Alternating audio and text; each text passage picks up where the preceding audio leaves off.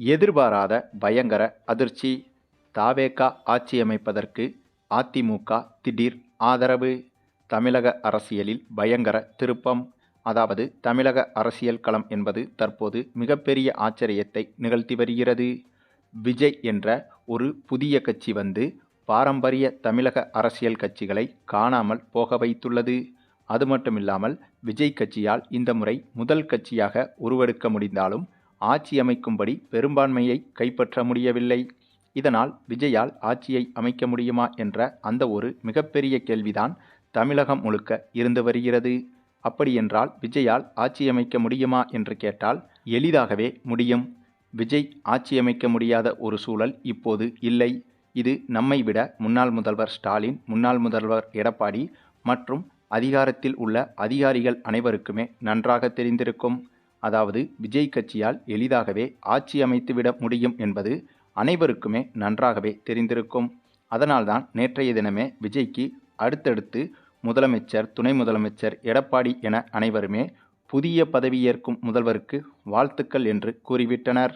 ஆகவே இதிலிருந்தே தெரிகிறது விஜய் ஆட்சி அமைக்க முடியாத சூழல் என்பது உருவாகவில்லை என்று.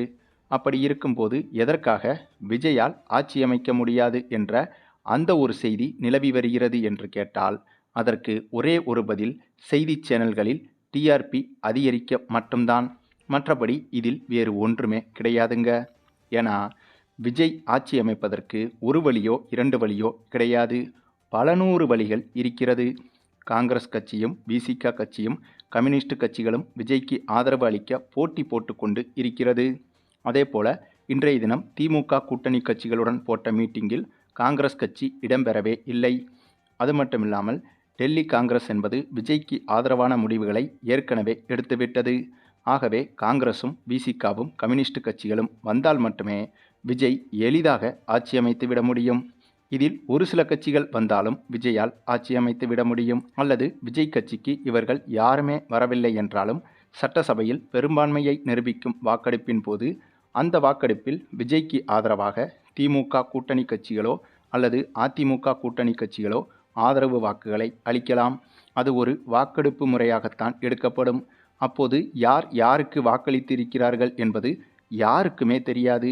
அப்படி இருக்கும்போது திமுக தலைவர் ஸ்டாலினுக்கும் பயப்பட வேண்டாம், அதிமுக தலைவர் எடப்பாடிக்கும் பயப்பட வேண்டாம். எந்த எம்எல்ஏக்கள் வேண்டுமானாலும் விஜய்க்கு பயமில்லாமல் வாக்களிக்கலாம். அப்படி வாக்களிப்பதற்கு மறைமுகமாக விஜயிடமிருந்து வாக்களித்த கட்சிகள் அல்லது வாக்களித்த எம்எல்ஏக்கள் என்ன வேண்டுமானாலும் அதிகாரப்பூர்வமற்ற முறையில் பெற்றுக்கொள்ளலாம். இதுபோக இன்னொரு வழி என்னவென்றால், இப்போது இருக்கும் தமிழக அரசியல் சூழ்நிலையை பொறுத்தவரையில் அதிமுக கட்சி மிகப்பெரிய படுதோல்வியை அடைந்திருக்கிறது. ஏற்கனவே ஒரு முறை தோற்றுவிட்டது, இப்போது மீண்டும் தோற்றுவிட்டது. 10 தோல்வி பழனிசாமி இப்போது 11 தோல்வி பழனிசாமியாக மாறிவிட்டார். ஆகவே அதிமுகவை நம்பி யாரும் இனிமேல் இருக்க மாட்டார்கள். அதனால் அதிமுகவில் இருக்கும் எம்எல்ஏக்களில் ஒரு சிலர் விஜய் கட்சிக்கு தானாக முன்வருவதற்கு அதிக வாய்ப்புகள் இருக்கிறது. அவர்கள் வரும்போது அவர்களுக்கான எதிர்காலமும் பிரகாசமாக இருக்கும். அதே சமயம் விஜய் கட்சிக்கும் பெரும்பான்மையை நிரூபிப்பதில் எந்த சிக்கலும் இருக்காது.